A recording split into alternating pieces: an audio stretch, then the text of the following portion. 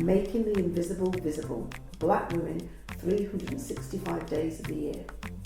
Each day will spotlight a remarkable woman whose story has shaped Black, British or global diasporic history. Women whose achievements are too often overlooked. Through these daily short films, we create a living, breathing archive of leadership, creativity, resistance and legacy. Let's begin.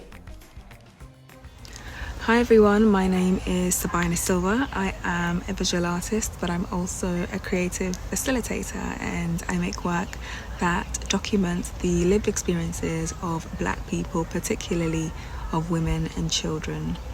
As a Black woman artist myself, I think it's super important to have authorship over the kind of stories that are told about us, and so I think it's brilliant that I'm able to effectively tell my story and the collective story of many other people in my life through my creativity. I remember being around 15 or maybe 14 and feeling super anxious, feeling super nervous, feeling worried about a lot of things, and I came across a quote by James Baldwin, and it said something along the lines of, "You think your pain and heartbreak is unprecedented in the history of the world, and then you read." And for me, I'm hoping that my work does for someone else what it did for me.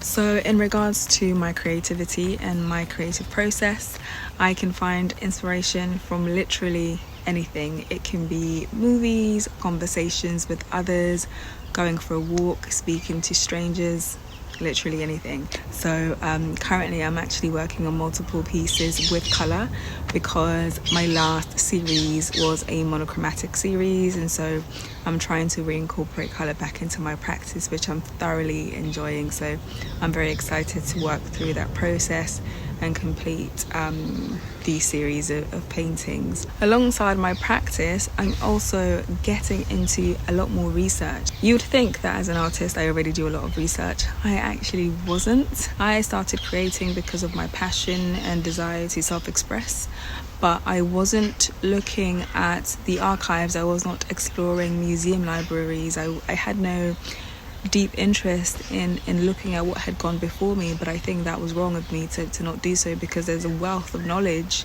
and you don't know what you don't know, and you're never alone in your feelings and your thoughts. And so me exploring the themes and the topics that I am currently, I'm not the first person to do that, and I won't be the last. And so I'm really diving deeply into exploring a lot more museum libraries, online and offline, really exploring the lives of women artists, Black women artists specifically, and just learning from those who've gone before me, which is something that I'm finding very exciting at the minute.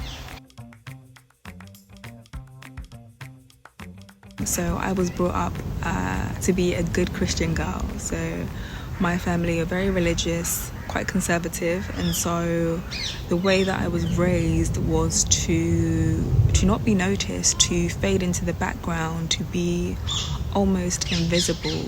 It wasn't until I actually pivoted my career path into becoming a full-time artist that I began meeting incredibly audacious women who would walk in a room and you would feel the air shift. Prior to that, there was just a kind of, maybe I was attracting a lot of timidity in how I was, but I hadn't encountered that. And so I think maybe over the last couple of years, I've encountered several women in the creative sphere who have carried themselves with so much confidence and wisdom and grace that it's literally rewired my brain in terms of how I view myself as a woman and what I can accomplish. And so there isn't a specific person or a specific moment. It's more so a series of events that happened, and I'm so grateful to have those encounters, because again, it completely changed my life. If someone was to look at me today, meet me today, they would have absolutely no idea that I had a year when I was around the age of 10 where I was selectively mute, which meant that I did not speak to anyone apart from my family, my immediate family. they would have no idea that because of that I suffered with severe anxiety through most of my teens. And so if they were to meet me today and I was a little bit shy all to myself at an event, they might not realise that it's because I've spent years learning to speak again, learning to find my voice, learning to self-express in whatever way, shape or form works for me. I've learned a lot from that, and so I think if anything as well, it's made me a better artist, because when I am making work that I'm trying to reflect a particular theme or idea in, it often comes from having conversations with others and nurturing that ability to listen and learn from other people's stories and from their lives, and because of my own lived experience, I'm able to do that. I am so proud of myself whenever I sell prints. It always warms my heart, and honestly I can't even speak right now, because genuinely it brings so much joy to my heart to know that my work connected with someone in that way and they wanted to support me in that way. So yeah, I love when that happens. When things feel challenging or slow, I try not to dwell on it, no sweat off my back. You know, there'll be more, and I think as long as I'm still alive and I'm healthy, I'll be fine, I'll figure it out. Yeah, that's all I've got to say.